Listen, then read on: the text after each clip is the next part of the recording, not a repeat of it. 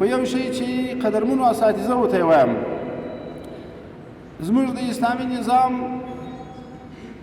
روح او زموږ د اسلامي نظام پالیسي دا ده چې د وخت را روان یو، چونکې د مقابلې جریان دی، د مقابلې په جریان کې ډېره توجه هغه معنوي اړخ دی، د رب جل جلاله سره تعلق دی، الله تعالی ته دعاوې دي، شهادت دی، زخم دی، د دشمن وژل دی، دا اړخ ډېرې.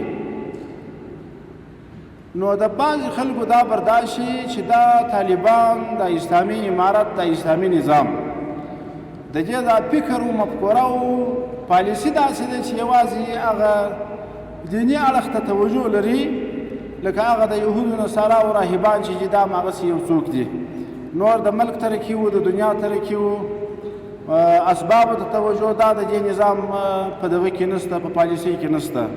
خو کله وحاشا خبره داسې نه ده.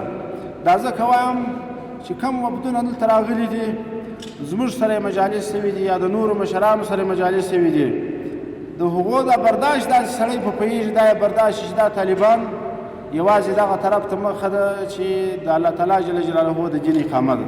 دا خو واقعیت دی چې د الله تعالی د دین اقامه، د الله تعالی جل جلاله د شریعت تنفیذ دا حق د اولیت لري، د همدې دپاره پیدا یو.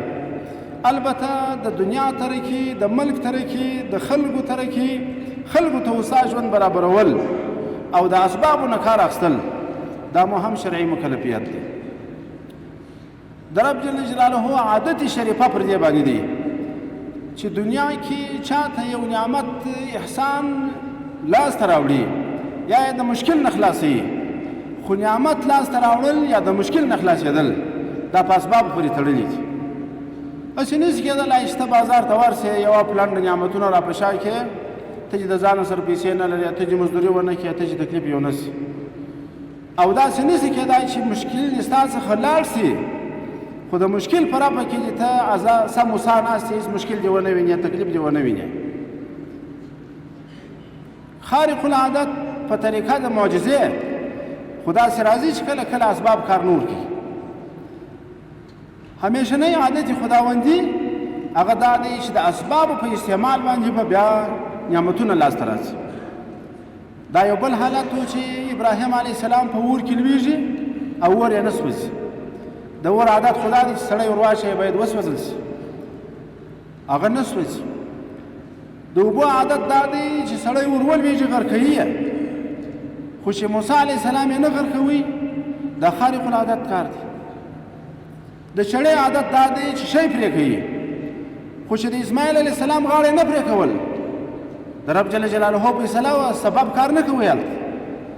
د معدې عادت دا دی چې شی ور واچوي هغه هضموي، منحلوي یې، خو چې یونس علیه السلام یې نه منحلوي، د رب جل جلاله حکم. اسباب په بعضې مواردو کې کار نه ورکوي، هغه به یا کرامت یا به معجزه وي. عام عادت خداوندي هغه پر دې دی چې اسباب استعمالوي. د اسبابو استعمال دا عبادت دی، خو پر اسبابو اعتماد چې دی هغه ناروا دی، ګمراهي ده، چې خامخا به تا دا سبب تا ته نجات درکوي، تا به خلاصوي.